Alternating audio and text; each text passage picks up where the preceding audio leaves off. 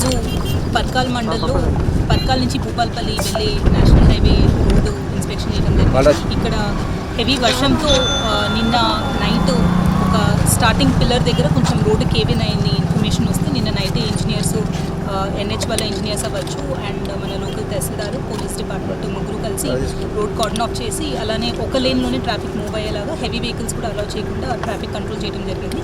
ఈరోజు మార్నింగ్ నుంచి ఆ వర్క్స్ కూడా స్టార్ట్ అయినాయి అండ్ కంపాక్షన్ చేసి ఈ రోడ్డు లేటెస్ట్గా ఈరోజు ఈవినింగ్ కల్లా ఫుల్ షేప్లో రిస్టోర్ చేసే ప్రయత్నం చేస్తున్నారు. దీంతోపాటు నడికుడ మండల్లో కంటాత్మకూర్ లో లైన్ కాజ్వే ఏదైతే ఉందో అక్కడ డైవర్షన్ రోడ్ ఏదైతే క్రియేట్ చేశారో అది డిస్ట్రాయ్ అయినట్టు ఇన్ఫర్మేషన్ వచ్చింది. అది కూడా ఇన్స్పెక్ట్ చేశాము అండ్ వాటర్ లెవెల్స్ తగ్గిన తర్వాత ఆ రోడ్ వర్క్స్ కూడా కమెన్స్ అవుతాయి అనేది తెలియజేస్తున్నాము. అండ్ ఇప్పటి వరకు మనకి దాదాపు ఒక 40 mm రెయిన్ఫాల్ వచ్చింది. ఎక్కడ కూడా మేజర్ ఇబ్బందులు ఏం లేవు. అండ్ అదేవిధంగా మనము హెల్త్ డిపార్ట్మెంట్కి ఆశా వర్కర్స్ ఏఎన్ఎంస్ అందరూ కూడా ఫీల్డ్లో అందుబాటు ఉండాలి అని ఇన్ఫర్మేషన్ ఇవ్వడం జరిగింది. వాళ్ళు ఇంటింటికి వెళ్ళి ఏమైనా జ్వరాలు కానీ ఏమైనా ఉంటే అవన్నీ కూడా పబ్లిక్కి అందుబాటులో ఉండాలి అని చెప్పి తెలియజేశాము.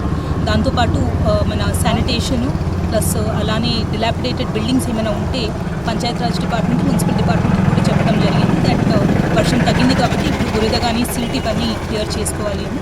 అండ్ ఎవరు కూడా ఇంకా నెక్స్ట్ 2-3 days కూడా మనకి పాత బిల్డింగ్స్లో ఎవరు ఉండదు అనేది రిక్వెస్ట్ చేస్తున్నాము. ఎందుకంటే తడిగోడలు కూలే అవకాశం ఉంటుంది కాబట్టి ఇంకొక నెక్స్ట్ 72 hours వరకు కూడా రిలేటివ్స్ ఇంటి కానీ చుట్టాల ఇంటికి కానీ అట్లా వెళ్ళాలి అని కోరుతున్నాము. అండ్ పంచాయత్ డిపార్ట్మెంట్ నుంచి కూడా ఇదే ప్రయత్నాలు చేస్తున్నాము. అండ్ నెక్స్ట్ 24 to 48 hours కూడా మేము అలర్ట్గా ఉంటున్నాము. అన్ని డిపార్ట్మెంట్స్ కూడా ఫీల్డ్లో ఉండి అలర్ట్గా ఉండాలనేది రిక్వెస్ట్ చేస్తున్నాము. Thank you.